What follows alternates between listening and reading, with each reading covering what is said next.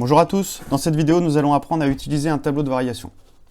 Alors, on va considérer le tableau suivant, donc, qui représente l'évolution d'une fonction qu'on ne connaît pas, qu'on n'a pas tracée, mais on sait comment elle varie, donc elle commence par être croissante, puis décroissante, puis croissante.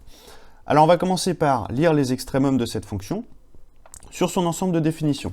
Donc son ensemble de définitions, c'est tout simplement D, ou df, on peut même écrire, c'est l'intervalle.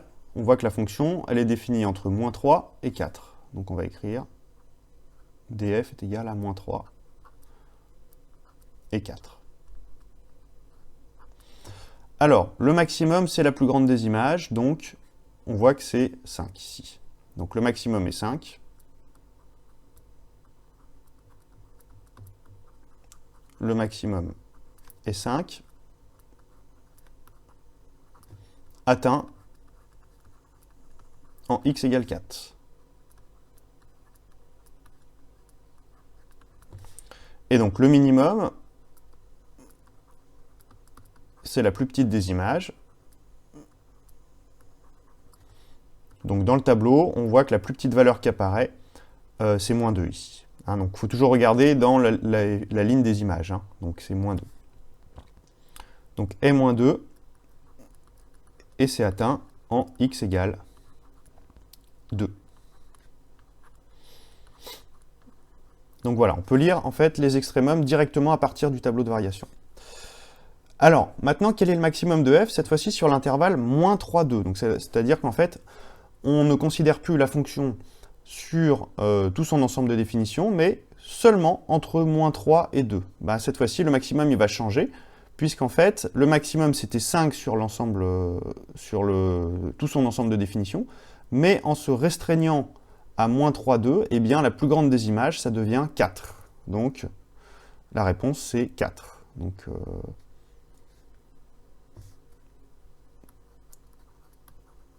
le max sur moins 3, 2 et 4.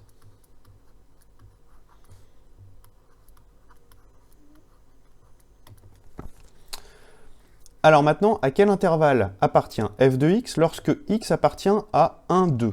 Donc ça veut dire, en gros, x est compris dans cet intervalle-là.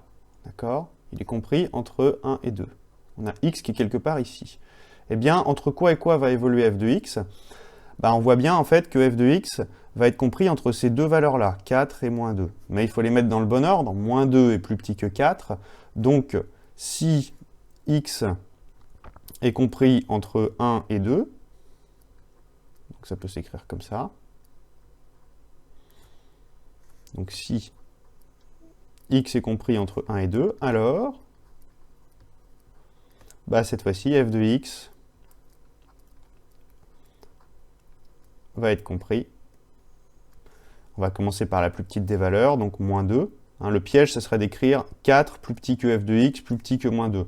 Ce qui serait faux, puisque dans ces cas-là, ça voudrait dire que 4 est plus petit que moins 2. Donc on ne peut pas écrire ça. Donc il faut bien mettre les bonnes valeurs dans l'ordre. Et en fait, là, on voit bien, les antécédents sont dans un certain ordre.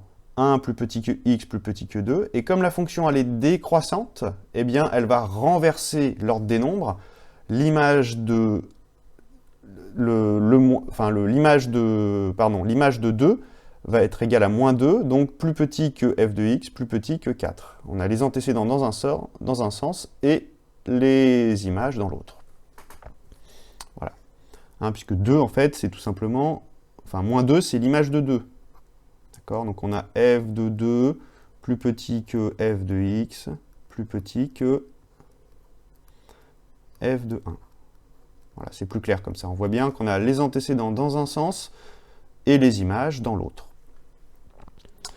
Alors voilà, maintenant ce qu'on va faire, on va tracer une courbe compatible avec le tableau de variation. Donc là, la méthode, elle est assez simple. Il suffit tout simplement de repérer les différents points dont on connaît les valeurs. Donc on commence par... Alors il faut peut-être commencer par légender les axes. On va avoir x ici et f de x là. Voilà, donc on voit que quand x est égal à moins 3, f de x est égal à 2. Donc on va avoir un premier point ici. Le premier point de la courbe, il sera là, forcément. Ensuite, l'image de 1, c'est 4.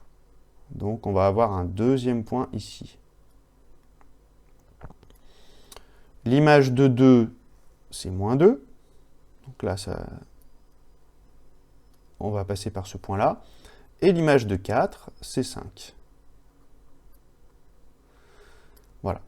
Et donc, une fois qu'on a placé ces points-là, eh bien, il faut qu'on trace une fonction qui respecte le sens de variation. Donc là, on a une fonction qui commence à être croissante entre les deux premiers points. Donc, peu importe comment on la dessine, mais il faut que ça soit croissant. Voilà. Ensuite, décroissant entre 1 et 2. Donc là, ça descend.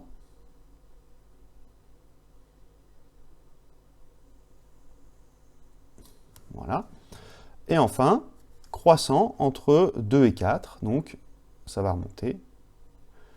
Et donc, on ne peut pas faire quelque chose comme ça, par contre. Ça, c'est pas possible. Puisqu'il faut que ça soit strictement croissant entre 2 et 4. D'accord? Donc, voilà, ça doit monter. Ça peut être droit ou ça peut être courbe. Ça, on ne précise pas. Il y a une infinité de courbes possibles. Mais l'essentiel, c'est que ça suit les variations qui sont indiquées. Voilà, donc à partir d'un tableau de variation, eh bien, on peut lire les extrémums, comparer des nombres et tracer une courbe, tracer l'allure de la courbe à partir du tableau de variation.